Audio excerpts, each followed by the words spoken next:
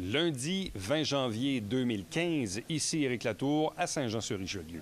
On vous souhaite la bienvenue en ce début d'année. C'était la première assemblée du Conseil depuis le retour des fêtes. Quelques sujets ont été abordés, notamment le citoyen et ex-candidat à la mairie Alain Laplante qui a questionné le maire et le conseil sur une entente hors cours concernant un dossier de l'ex-seigneur.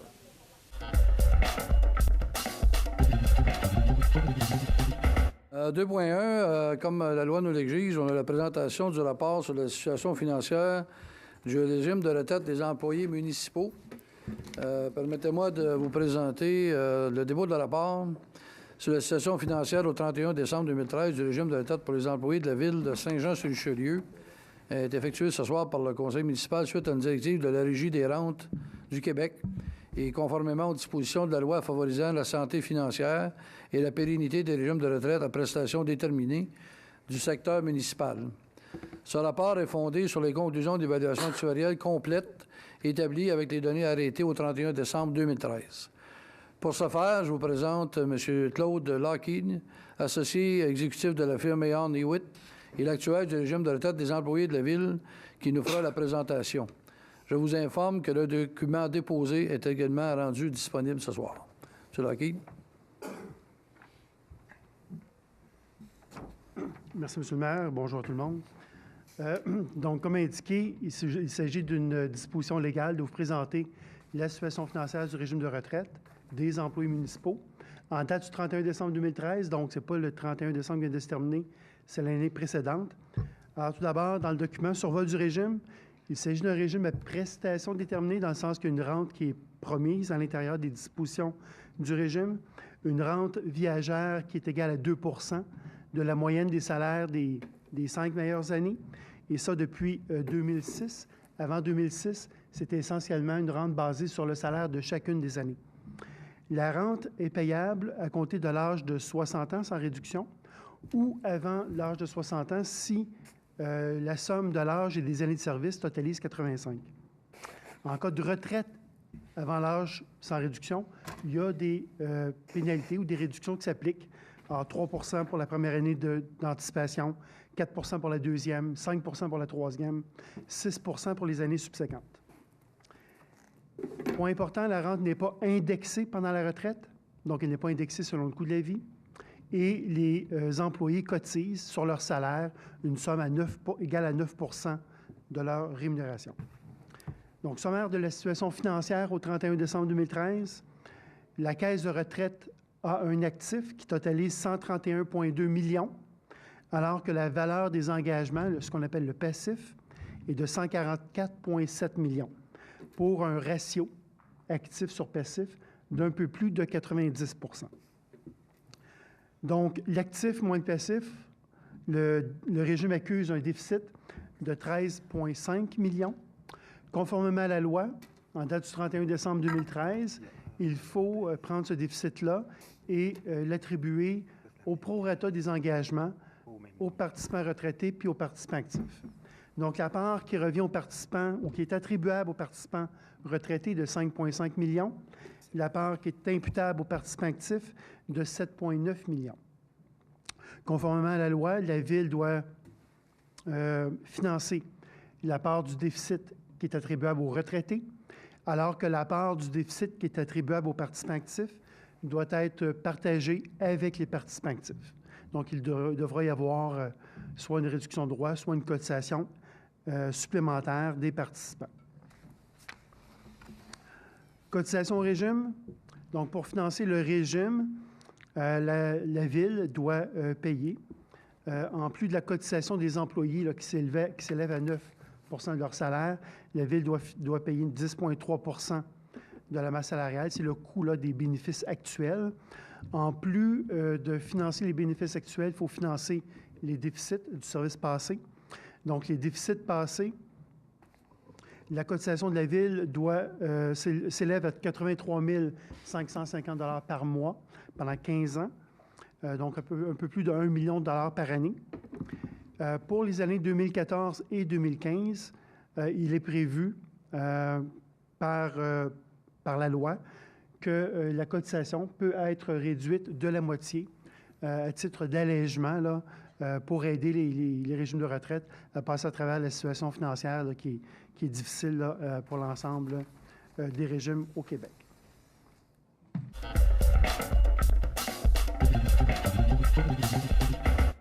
Mesdames les conseillères, messieurs les conseillers, monsieur le maire, bonsoir. Mon nom est Alain Laplante, j'habite au 66 rue de Musset à Saint-Jean-sur-Richelieu. J'aimerais dans un premier temps vous souhaiter une excellente, à vous, monsieur le maire, et à tous les élus, toute l'équipe de la Ville, dans le fond, une bonne et heureuse année 2015. C'est réciproque, mon cher ami. Merci beaucoup. Mes questions concernent ce soir le dossier Seigneur. La semaine dernière, il y a eu un règlement hors cours entre messieurs Guy Sanson et Yves Cloutier. Le procès qui impliquait également la Ville de Saint-Jean-sur-Richelieu a été suspendu le temps que la Ville entérine cette entente-là. Et là, j'ai vu sur le site de la Ville que vendredi matin dernier, vous avez tenu une séance extraordinaire afin de modifier la convention cadre entre la Ville, Groupe Maurice et Guy Sanson afin d'autoriser le règlement hors cours. Ma question, de quelle façon avez-vous modifié la convention cadre pour la Seigneur? Bien, la façon qu'on l'a modifié, la convention cadre, c'est qu'il y avait c'était un dossier qui traînait à longueur. Je pense que c'est un dossier que vous connaissez bien. La question, c'est qu'est-ce que vous avez modifié dans la convention cadre? Je n'ai pas la convention devant moi, mais je pourrais vous en faire part dans les prochains jours. Monsieur le maire, vous avez une réunion vendredi passé, donc est-ce que vous étiez présent? Vendredi matin, à la séance extraordinaire. Monsieur Laplante, vous venez de me souhaiter bonne année, moi aussi. Je vous dis que ce soir, là, il y a plusieurs modalités. Je n'ai pas le document devant moi. OK, je vais prendre le document, puis ça me fait plaisir de vous le faire parvenir. Grosso modo, quel était l'objet de la modification? Des ententes, des ententes qu'on a eues avec, grosso modo, avec M. Sanson, des montants d'argent qui, dans le plan original, il avait reçu qu'il ne reçoit plus. Après ça, des responsabilités environnementales qui sont attribuées de l'ordre de tout près d'1 million à M. Sanson pour la poursuite du projet. Une perte de 625 325 000 de la Ville et du gouvernement fédéral pour des programmes qu'il y avait à ce moment-là. Essentiellement, ça tourne alentour de ça. Il y avait un montant faut qu'il fasse les infrastructures, si vous me permettez. Là. Il faut qu'il fasse une rue à l'intérieur de 3 mois, c'est ça? Dans l'année, au coût d'1 million d'infrastructures qu'il va remettre à la Ville. Donc, ça ressemble à ça. Est-ce que je comprends que le programme Rénovation Québec, on avait réservé 650 000 pour... C'est mort. Je comprends ça que c'est mort? C'est mort. Bonne nouvelle. Donc, sans compter la somme astronomique, les frais d'avocat astronomiques, puis les pertes de revenus, on parle de peut-être un demi-million par année que ça nous a coûté là, en perte de revenus fiscales. Est-ce que cette nouvelle entente-là va occasionner d'autres frais pour les contribuables de Saint-Jean? Non, je pense que ce que je peux vous dire, dans un très fort pourcentage de certitude, le couvert sur la Mermite a été mis. Puis la bonne nouvelle là-dedans, c'est qu'il y a un juge qui a défini pourquoi que ça s'est fait si tôt. Parce qu'il y a un juge qui n'a pas voulu embarquer dans la joute qui était présente, puis il savait que la Ville était lésée, donc il a demandé aux parties de s'entendre. C'est pour ça qu'on a dû procéder à court délai. Sinon, on se serait embarqué dans des procès de 3-4 ans. Ça, c'est une bonne nouvelle, puis c'est bien de clore ce dossier-là. Mais s'il y a eu un règlement hors cours, c'est que nécessairement, Guy Sanson a versé un montant d'argent à Yves Cloutier. Sinon, il n'y aura pas eu d'entente hors cours. Et ceci, c'est une aberration. Et monsieur le maire, j'espère que les élus et que les employés de la Ville vont retenir une bonne leçon de ce dossier-là. C'est complètement aberrant. La Ville a promis à des promoteurs un terrain qui appartenait aux contribuables d'une valeur de 10 millions de dollars. Et avant même que la Ville ait versé ce terrain-là au promoteur, le promoteur Guy Sanson a vendu une partie du terrain à M. Cloutier. Donc, mon point, c'est si M.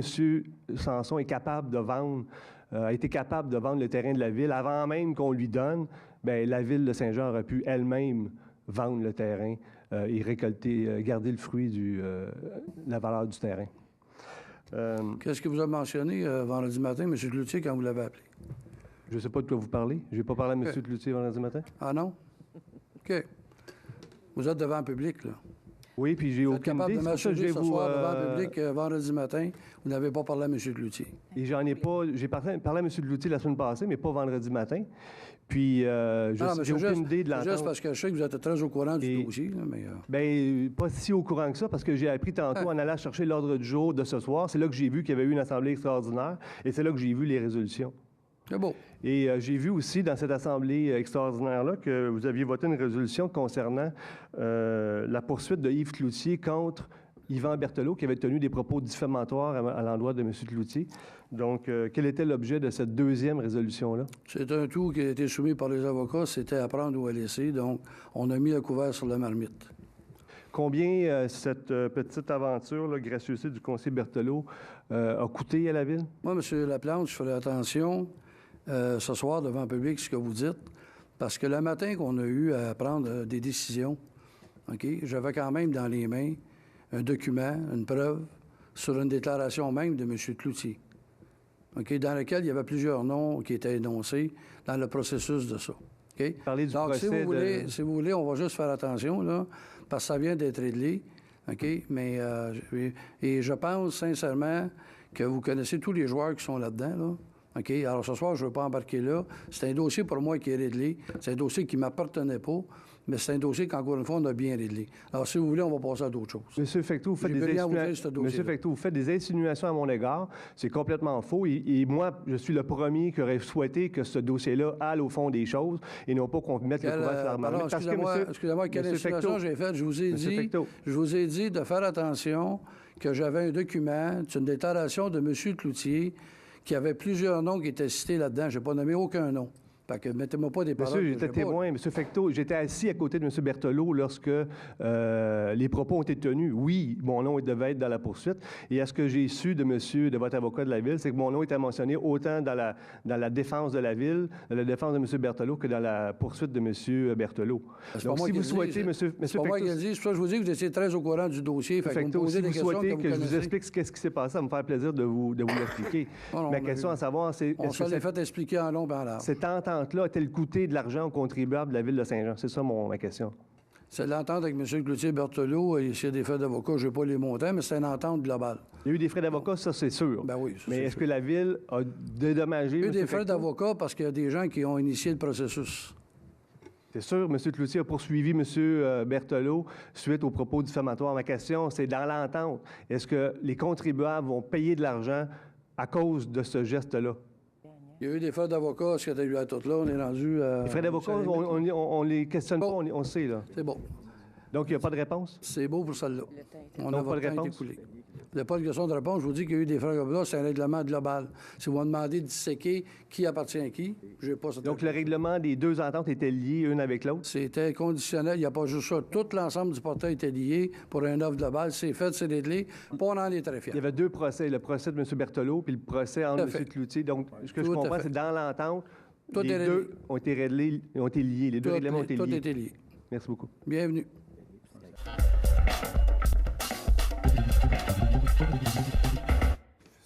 Bonjour, Monsieur le maire. André Durand, du 605 des Fortifications. Alors, je suis le copropriétaire du gîte, le Château du Blanc, le seul gîte en opération sur le territoire. Ouais. Il est en opération depuis 2008. Alors, Monsieur le maire, ma présente intervention fait suite à la correspondance échangée avec votre cabinet et la division de l'urbanisme au cours des derniers mois. Alors, en août dernier, pour des raisons de disponibilité et d'économie, nous avons décidé de cesser de servir le petit déjeuner 5 services aux saveurs du terroir. Pour ce faire, nous avons entrepris des démarches auprès de la CITQ, la Corporation de l'industrie touristique du Québec, afin de changer notre classification de gîte à autre établissement d'hébergement. L'une des démarches pour faire ça, on devait avoir la sanction finale de la Ville de Saint-Jean-sur-Richelieu sur l'accord de ce changement. Nous avons eu, via courriel et suite à une rencontre préliminaire avec le service de l'urbanisme, un accord de principe. Alors, nous avons effectué les changements, évidemment, sur le site Internet, etc., qui ont occasionné des coûts. Après quelques semaines de délai, on attendait toujours la réponse parce qu'on devait soumettre ça à la CITQ. On a appris que notre requête était refusée, le règlement d'urbanisme devant être modifié. Nous avons donc proposé une modification de 2 mots, 5 lettres, au règlement de zonage 0651. Or, pour une modification de 2 mots, nous devons soumettre une demande de modification de réglementation d'urbanisme, un MRU, ainsi qu'une caution de 2 500 $. Nous n'avons pas de problème à articuler et soumettre une telle demande. Toutefois, le débourser d'une somme de 2 500 $ dans les circonstances et considérant notre apport économique à la Ville et notre région est tout à fait outrageux et inacceptable. Alors, ma première des deux questions est la suivante. Pourquoi la municipalité ne peut-elle pas entreprendre de sa propre initiative la modification du dit règlement d'urbanisme? Je vais demander un petit coup de main à ma direction parce que j'ai eu votre dossier, on l'a travaillé. Là, vous avez eu la réponse. Quand est-ce que la réponse est rentrée? Parce que moi, ce dossier-là, il était toujours ouvert. Marco, est-ce que tu es au courant? Hein? Parce que votre dossier à vous, il était, pour moi, dans mon livre à moi, là, j'ai pas eu copie des dernières réponses. Hein. Bien honnêtement, on va se remettre un peu à date sur ce dossier-là. Ouais. Étant donné la période des fêtes, là, on a mis un peu de côté certains dossiers. On a eu des dossiers prioritaires, là, justement, on en a parlé tantôt. Mais il va falloir revenir, ce moment, soir communiquer ensemble. Mais M. Leblanc et moi, on a eu des discussions de la situation. Puis si vous vous souvenez bien, M. Leblanc, j'avais bien discuté des propos suivants, c'est qu'il ne faut pas nécessairement faire de discrimination avec d'autres demandes qu'on a à l'ensemble de la Ville de Saint-Jean. Ce qui veut dire, finalement, c'est que dans la demande de MRU aurait pu, mettons, être éligible à votre cas. Cependant, il faudrait l'attribuer à d'autres gens aussi, même si ce n'est pas dans le même domaine. C'est même si la demande n'est pas comparable. Fait que c'est un peu ça, c'est ces jeux-là qu'on avait un peu de difficulté à comprendre. En enlevant les deux mots, je comprends, mais si d'autres citoyens dans d'autres demandes qui se produisent ou plus tard, on va devoir procéder avec un précédent, puis c'est ce côté-là qui ne nous intéressait pas d'embarquer, là. Fait que c'est une des situations qui est arrivée à la demande de M. Leblanc, là, suite à... Est-ce que je pourrais vous faire une suggestion? Certainement. Okay, c'est parce que ce que M. Savard dit, j'aimerais ça si on était capable de peut-être planifier avec le département peut-être une rencontre, là, parce que probablement je ne serais pas capable de répondre à votre deuxième si je ne réponds pas à la première. Puis je sais que le dossier, parce que dans mon livre à moi, je n'avais pas eu la réponse que vous avez eue, là. Et j'ai reçu votre correspondant, on s'est échangé, c'est allé au comité, ça a suivi son cours, là. Mais comme Marco dit, ça s'est précipité un peu avant les fêtes, fait qu'au lieu de faire les choses clopin, j'aimerais mieux qu'on recontacte le département de l'urbanisme qui nous donne un peu ce qu'ils vous ont envoyé, puis peut-être se rencontrer et regarder les détails ensemble. Ah, certainement. En fait, mon nom, c'est M. Durand. Là. Oui. Alors, donc, c'est le statu quo. Ma deuxième question, en fait, je vais faire le point. Oui. C'est que nous, pour 2015, il fallait prendre une décision. On a décidé de continuer d'agir comme un gîte en servant le petit déjeuner 5 services. Par contre, ce qu'il faut réaliser, c'est qu'on paie des taxes, nous, d'à peu près 1 500 juste pour le gîte. Alors, nous, si ça ne change pas, premièrement, on ne peut pas donner le 2 500 $ si je vous montre le nombre de nuitées, etc. Alors, nous, il y a des bonnes chances qu'en 2016, on va cesser nos opérations. Alors, si vous regardez le manque à gagner de la municipalité versus ce que vous nous demandez, mais je pense qu'en dedans d'un an et demi, vous êtes rentable dans votre argent. C'était mon commentaire. On va faire le tour, mais en fait, comme M. Savard disait, il faut juste à chaque fois. Puis je suis d'accord avec vous, là, comme je vous dis, il y a des fois, ça semble simple. Puis il y a des fois, je me pose cette question-là. Mais les précédents aussi, il faut faire attention. Dans cette grande ville-là, si on pose un geste, à un moment donné, est-ce que ce geste-là va être copié-collé ailleurs ou on va avoir une demande similaire? Mais on va revenir avec l'urbanisme. M. Savard va vous contacter, puis on va aller plus loin. Parce que, comme je vous dis, bien sincèrement, là, la réflexion n'était pas finie de mon côté. Là. Fait qu'on va vous le contacter, on va prendre rendez-vous, on va voir comment on peut agir là-dedans. Alors, je vais attendre vos appels. Merci, oui, M. tout à fait. Merci.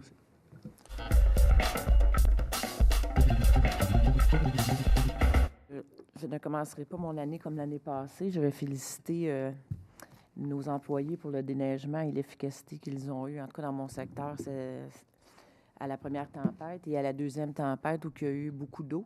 Je pense qu'en 4 heures, toutes les bouches d'égouts étaient débouchées et l'eau était évacuée. Alors, bon travail. Félicitations à l'équipe de la Ville de Saint-Jean. Mon deuxième point, j'aimerais ça qu'on vérifie. On a refait du resurfaçage. Alors, si on prend la rue Saint-Jacques, qui était fait du boulevard industriel environ jusqu'à La Fontaine, déjà, l'asphalte est tout enlevé, puis on voit l'autre couche en dessous. Alors, on en a parlé à la direction. On va voir à tout pour que ça soit remédié et que l'ouvrage soit repris. Et mon troisième point, eh bien, on en a souvent parlé en 2014. Alors, c'est les clos en 2015 pour la politique MADA.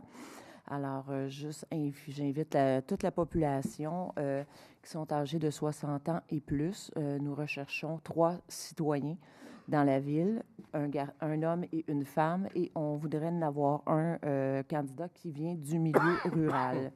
Alors, si cela vous intéresse, je vous invite à aller voir le formulaire sur le site de la Ville de Saint-Jean-sur-Richelieu ou de vous rendre au service des loisirs au 190 de la rue Laurier pour vous procurer le formulaire et le remplir. Et vous avez jusqu'au 28 janvier pour déposer votre candidature. Alors, et après, les gens seront à ce moment-là amenés en entrevue et tout ça, voir l'intérêt du tout. Alors, venez en grand nombre. On vous attend pour partir la politique Madame 2015. Sur ce, ben merci et bon retour.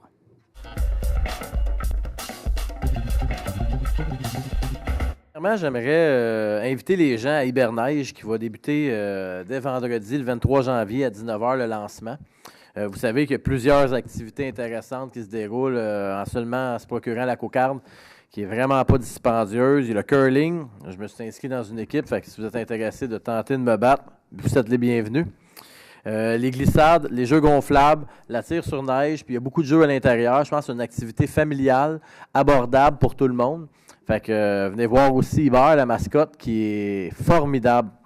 C'était une des premières choses. Deuxième chose, concernant la madame qui est venue pour Héroux, je pense que ça mérite d'être revu puis de regarder, voir ce qu'on peut faire. Parce que vous savez que tout n'est pas blanc, tout n'est pas noir. Ce qui s'est passé, peut-être qu'un matin, ça a été bâti, ça fait presque 80 quelques années.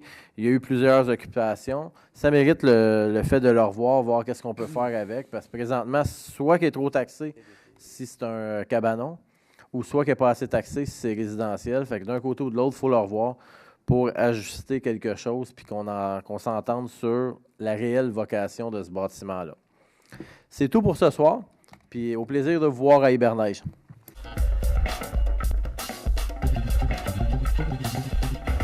Qui devait avoir lieu sur la rue Champlain, qui a été déménagé grâce à Sophie Lato du développement économique, qui a fait un super travail. Maintenant, elle a réussi à avoir pignon sur rue sur la rue Place du Quai. Je pense que c'est un bel exemple d'un événement qui était le vendredi soir dans le centre-ville, qui nous a amené un commerce avec des gens de l'extérieur. Et puis, bon travail pour le comité de développement économique de la Ville de Saint-Jean. Félicitations. Merci, bonne soirée.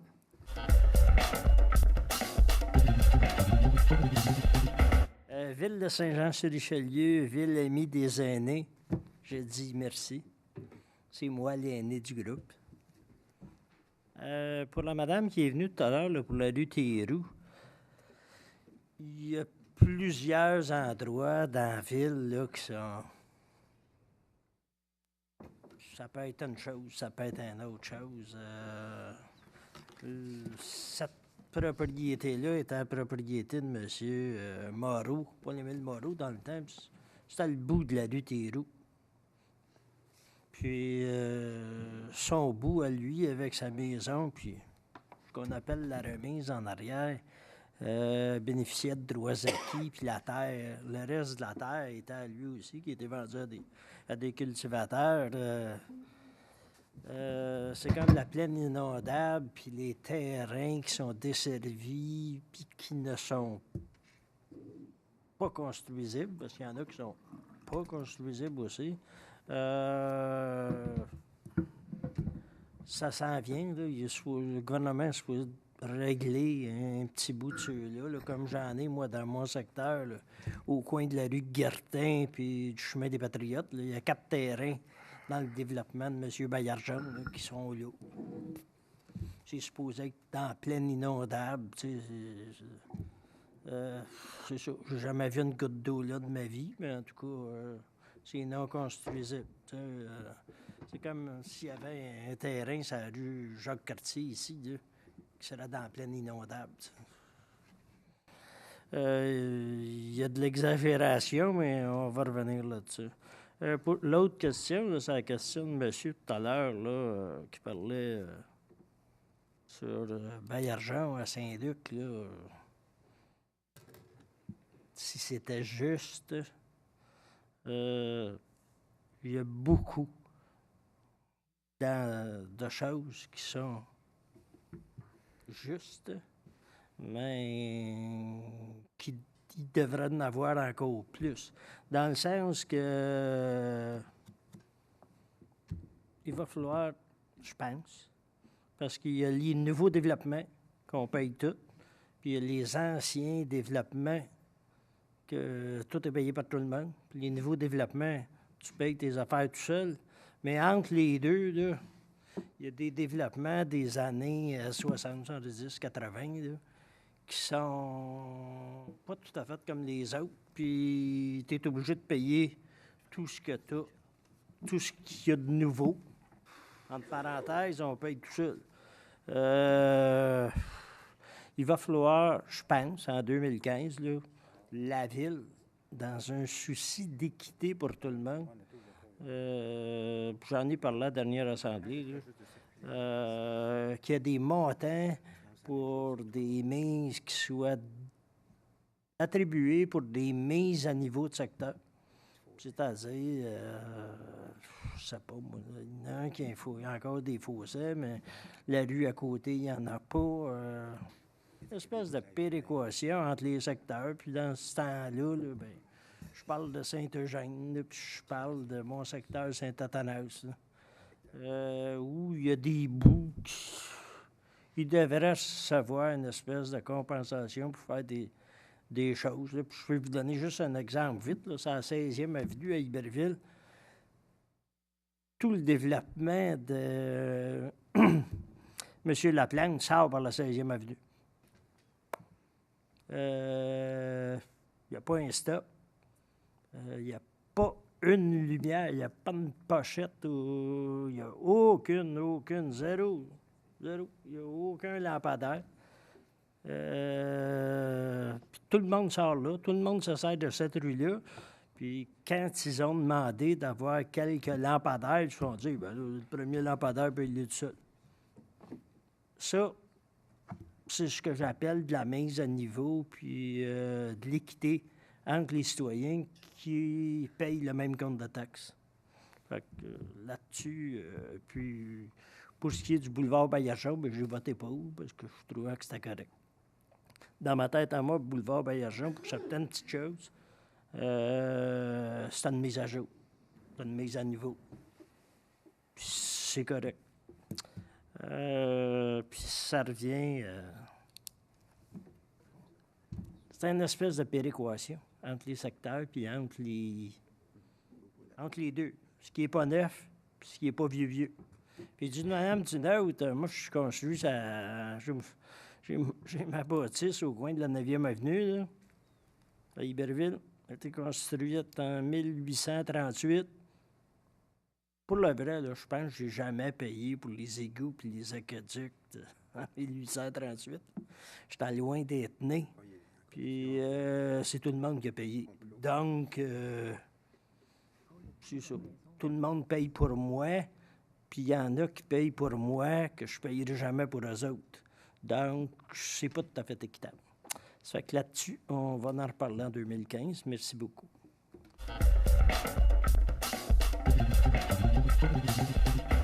Merci d'avoir été là. On se fixe rendez-vous de la semaine prochaine alors qu'on va vous présenter de nouveaux extraits de cette séance du Conseil du lundi 19 janvier 2015. Ici Éric Latour à l'Hôtel de Ville de Saint-Jean-sur-Richelieu. On vous souhaite une bonne journée ou encore une bonne soirée.